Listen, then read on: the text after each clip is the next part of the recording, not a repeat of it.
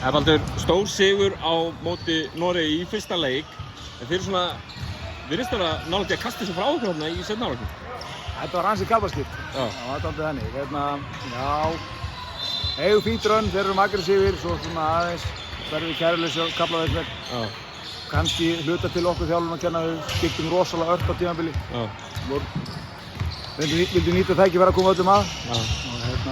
En náðu að sýna samt í, þú veist, í þessum tveimur köflum þar sem þið komuð þessu upp í 30 stig, eða tæp 30 stig í fyrri hálfleiknum og svo hérna í fjórða leikhlötunum, það er klár gæði í þessum hóp.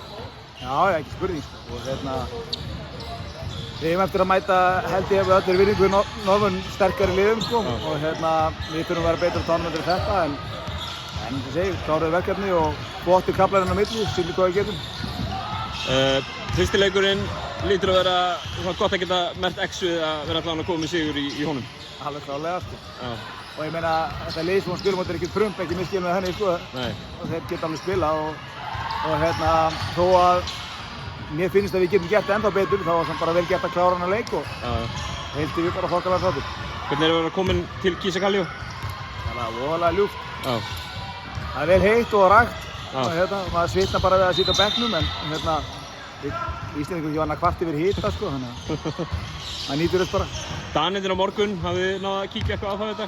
Horfum á hann. Þekkjum aðeins, það eru nokkur strákar sem voru líka í fyrra. Þeir eru sterkir, en þeir gáðu Finnunum hörkuleik og það er bara verðugt verkefni. Laka til. Frábært, takk fyrir.